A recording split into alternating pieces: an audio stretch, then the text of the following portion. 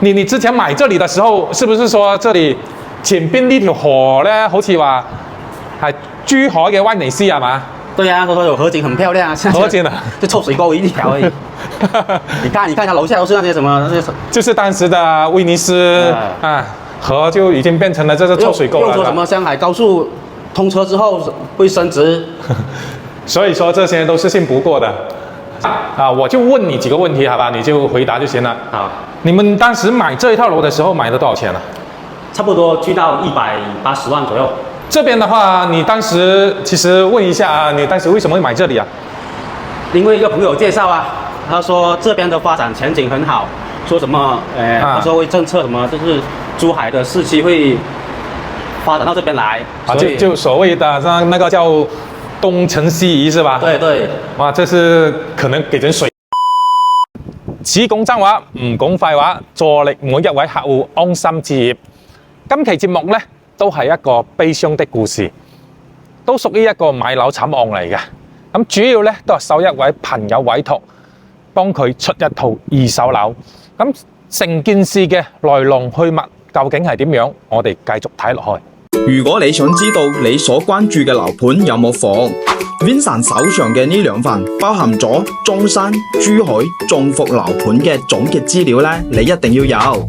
只需要訂閱我哋頻道之後，透過 WhatsApp send 個8俾我哋就會免費送俾你啦。我哋繼續去片啦。大家好，我係阿俊，歡迎收睇1號地產頻道。今日呢，我哋嚟到珠海斗門，我身後呢個樓盤呢，就係恆宇工商會啦。咁我朋友呢，就係買咗恆宇工商會1期嘅單位嚟嘅，而且係買咗2套。你話死唔死啊？嗰陣時係19年高峰期，當時嘅售價呢係19,000蚊一平方，講緊係19,000蚊一平方啊！現時再賣嘅3期嘅產品都係13,000蚊啫。咁係高峰期入手噶啦。咁現時佢要出呢，出幾錢呢？我講總價啊。咁當其時佢連埋利息、Key 卡啦、加埋首期嗰啲係200萬。咁現時要出嘅價呢係105萬。咁講緊係蝕咗一半。咁點解佢要買2套樓喺斗門？咁現時仲唔係話自己住嘅情況呢？咁當其時佢係咁樣同我講嘅。第一個，佢係諗住啲生意呢搬過嚟珠海呢邊做，係咪？咁佢係做酒莊生意嘅，做嗰啲紅酒啊、洋酒都有嘅。咁第二個呢，佢又諗住可以投資。係咪？咁因為見到樓市都幾好嘅，當其時咁睇下有冇得咩回報啊，有冇咩升值啊？咁當時珠海都吹得比較行啲噶啦，講緊東城西移會主力去發展成個珠海西部中心城區。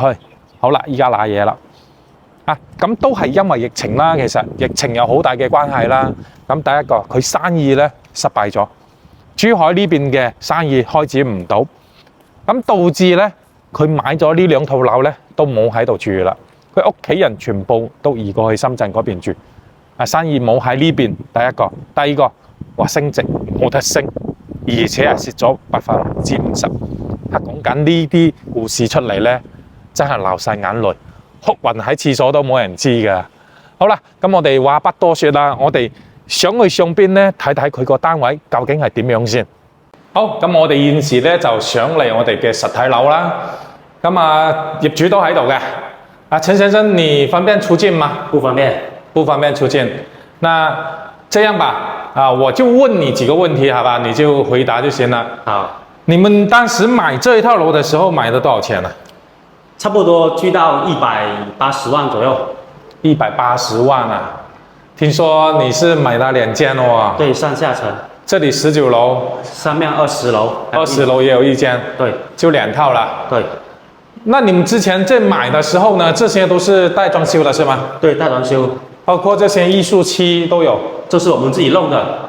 自己弄的？對。哦，是後面你們自己去改？對對。這也沒那麼好看啊，是吧？對，確實。這裡看起來是有人住過的喎。之前有放租出去。租了短租是嗎？對，短租了。我其實保養得還是可以的，對，基本上。因為他沒有住多久嘛。這邊的話，你當時其實問一下啊，你當時為什麼會買這裡啊？因為一個朋友介紹啊，他說這邊的發展前景很好，說什麼他說會政策什麼，就是珠海的市區會發展到這邊來。啊，就所謂的那個叫東成西移是吧？對對。哇，這是可能給人水啦。對，而且當時這樓盤是很熱銷的。那你們這裡現在為什麼要賣？說真的，現在這幾年生意不好做，是不是？啊。而且在這邊我們買了差不多有4、5年，我們也沒有過來住。啊。就覺得沒必要再繼續供下去了，想說轉出去。我們現在主要還是在深圳那邊工作嘛。哦，這樣子。就之前可能有生意在珠海這邊，現在呢就覺得沒有了啊。這邊因為疫情，可能生意也不好做，是吧？對。那你這裡房子我看了一下，這整體的話都是保養的還可以哦，其實。對，包括這些，基本上的話都沒什麼問題啊。有人買的話，你基本上都不用怎麼去說去維護維修的，可以買家具直接搬進來住都可以了。啊。我看了一下你那個發給我那個房產證那個面積呢，這裡是93平方嘛？對。你現在是要多少錢出價？我現在就是說我查了一下啊，就是我大概欠銀行呢，可能差不多還有100萬左右。啊。就是我的價格差不多可能大概105萬吧，還是105萬？對，就是說賣出去之後不用再去墊銀行的錢了，就更是可以了。那105萬可能折下來，我剛剛算了一下，也要1萬1左右呀。這裡新樓盤現在一手的也是賣1萬3。那你現在二手跟一手差個2000，應該過得去吧？那個價格可以再往下再調一調嗎？就100左右。100萬啊！如果能賣得出去的話，看有沒有人來問吧。如果到時候可以商量一下。就是要考慮一下，是吧？對。那總體來說的話，這一套其實呢套樓咧就係咁嘅，咁啊基本上裝修咧係有晒㗎啦，有包埋呢啲我哋所謂嘅呢個叫風管機嚟㗎嚇，風管機係有嘅，跟住房入邊咧全部就係分體式嘅啲空調嚟嘅，咁廚房、廁所呢啲全部整好嘅，係啦，咁3房2個洗手間。係啦，呢邊咧廚房入邊咧其實都幾好嘅，整體嘅感覺咧都還算可以，都唔算係特別差嘅。係啦，成個樓盤嚟講咧都幾好。咁咧業主啱先都講到啦，有2套嘅19樓同埋20樓，樓上樓下嘅問題啫。2套都係要出㗎啦，係嘛？是不是2套都要出？對對對，係啦。咁2套要出嘅話，咁目前估價佢標價咧就係105萬，19樓又可以，20樓又得，即係由大家去選擇啦。咁我聽講咧，之前你之前買這裡的時候，是不是說這裡前邊呢條河咧，好似話係珠海嘅威尼斯係嘛？對呀，他說有河景很漂亮啊，河景啊，就臭水溝一條而已。你看一下樓下都是那些什麼那些，就是當時的威尼斯河就已經變成了這個臭水溝了。又說什麼上海高速通車之後會升值，所以說這些都是信不過的，是吧？對。當時你買的時候又沒有告訴我，是不是？那時候我後面也才知道你買了這個樓盤。那時候還是朋友比較說朋友介紹。對對，即係之前呢，我朋友佢買嗰陣時，我真係唔知嘅。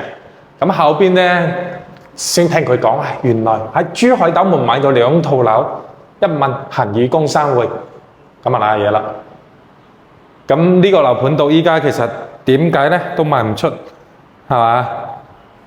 係之前買入嘅價真係太高啦，接近200萬，咁依家105萬想出，所以都係已經講緊係蝕咗一半的啦，是不是虧了一半啊？差不多了。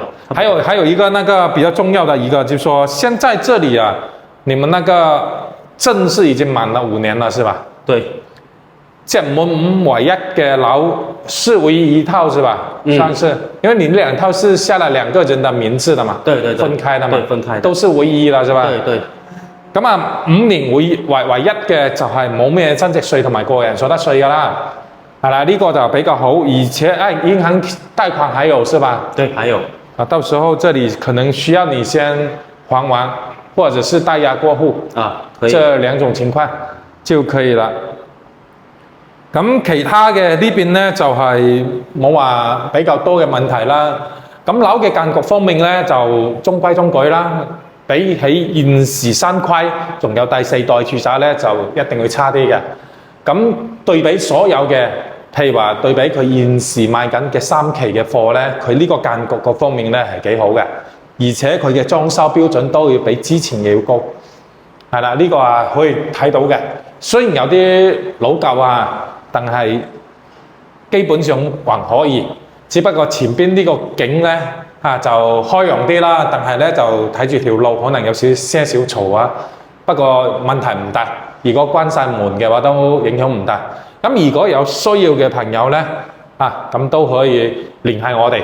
咁現場咧，我哋可以帶你過嚟睇樓。價錢方面咧，一定咧幫大家傾到滿意為止嘅。好啦，咁今期視頻咧就到此為止，我哋下期再見，拜拜。